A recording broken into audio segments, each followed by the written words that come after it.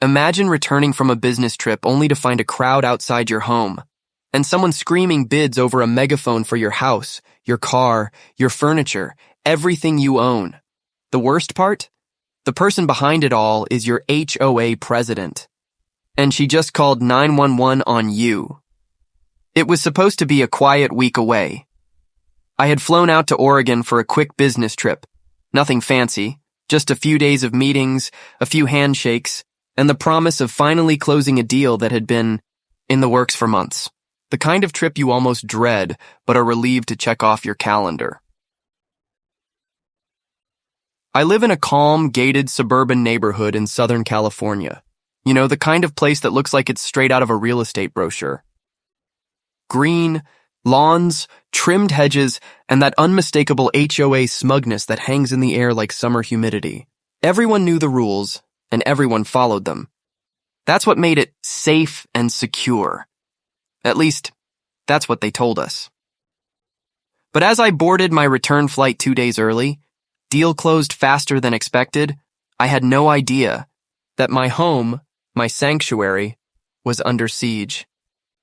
The trouble began with a missed call. As I waited at the gate, sipping lukewarm coffee, my phone buzzed. It was from my elderly neighbor, Mrs. Jensen. Odd. She rarely called. I let it go to voicemail, figuring I'd catch up after the flight.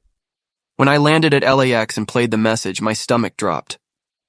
Her voice was frantic. Honey, I don't know what's happening, but there are strangers in your yard. They're hauling things out of your garage.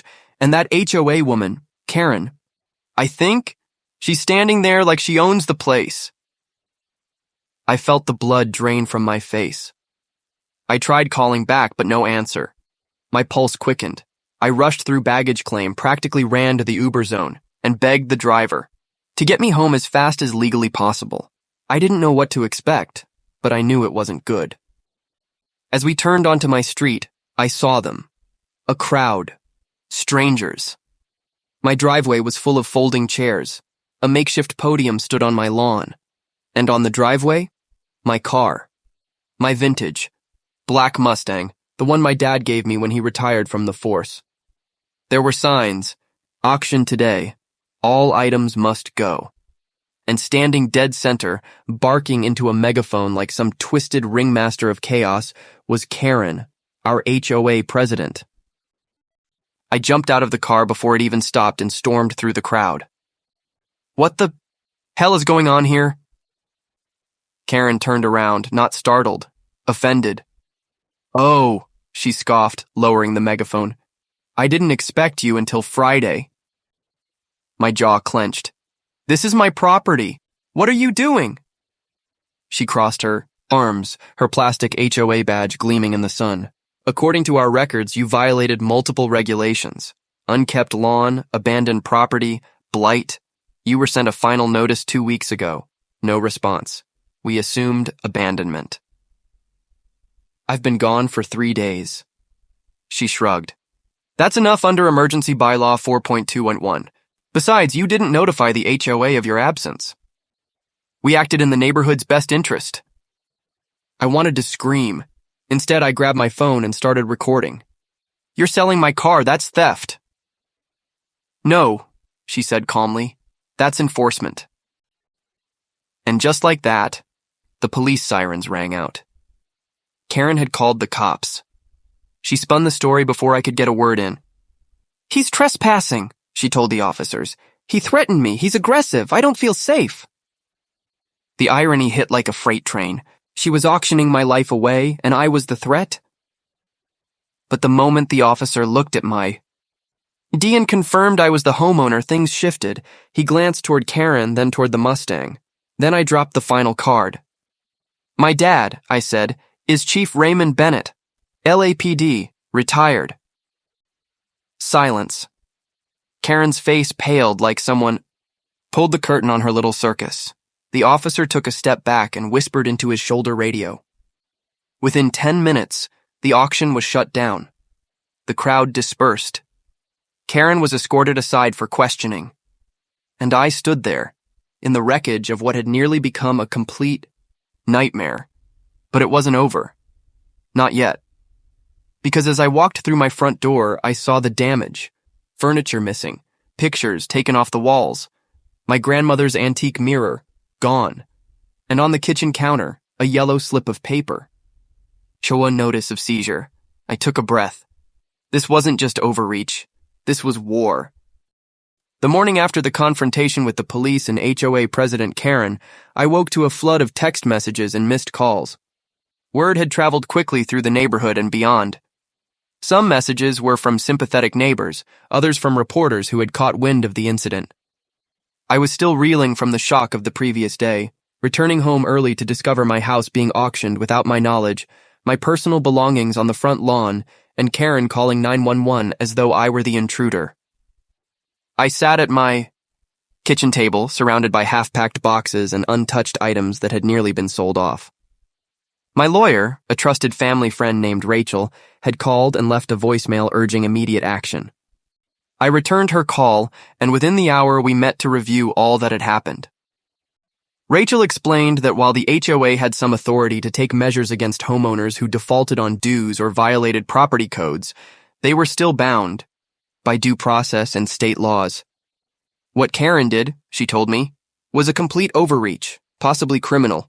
You never received legal notification, nor was there a lien properly filed. This was an illegal seizure.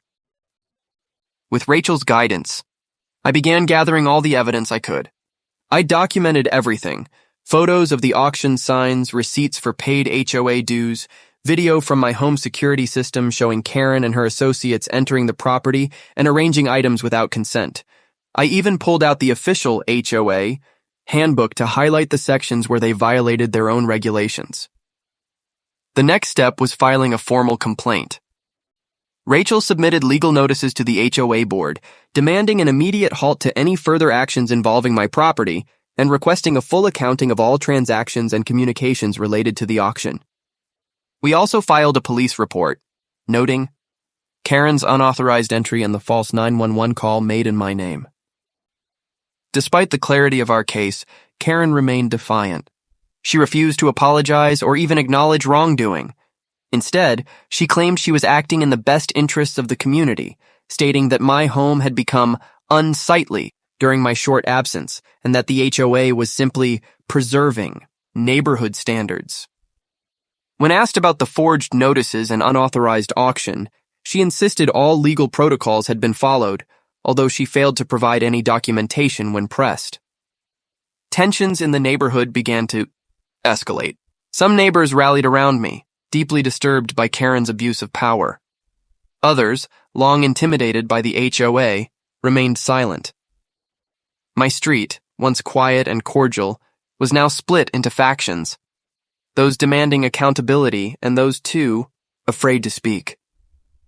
Meanwhile, I continued working with Rachel to escalate the case. She filed a civil lawsuit against the HOA and Karen personally, citing property invasion, attempted fraud, and emotional distress. Our legal filings were picked up by a local news station, and soon, the story began to attract wider media attention. Reporters parked outside the subdivision, eager for updates. The increased publicity finally forced the HOA board to respond. An emergency community meeting was called. It was held in the local town hall and was standing room only. Residents, many of whom had their own grievances with the HOA, came prepared with questions and stories. I took the opportunity to speak, publicly, laying out the timeline, the evidence, and the consequences I had endured. When I finished, there was silence, followed by murmurs of shock, then a few standing in support. Karen, visibly flustered, attempted to defend her actions again, but was met with sharp questioning from her own board members and the residents. It became apparent she had acted unilaterally, without full board approval. After the meeting, the HOA board voted to place Karen on administrative leave pending investigation. They also promised a full audit of HOA practices.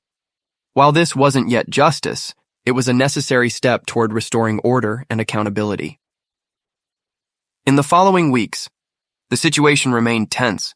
Karen hired her own legal representation and began a PR campaign, accusing me of orchestrating the entire thing for sympathy and attention. She alleged that I had violated community codes and failed to communicate with the HOA, but none of her claims held up under scrutiny. The civil case moved forward. During discovery, our team obtained emails that revealed Karen had been targeting me for months. She had flagged my home as a problem property despite no actual violations. One particularly damning message showed her instructing a contractor to begin appraising items inside my garage, even before any formal auction notice was allegedly sent. As our evidence mounted, the tide turned decisively. The HOA board, fearing broader legal exposure, moved to settle out of court. They offered financial compensation and issued a public apology. But I refused to settle unless Karen herself was removed from any position of authority permanently and steps were taken to protect other residents. Eventually, they agreed. Karen resigned and new oversight rules were implemented. The settlement.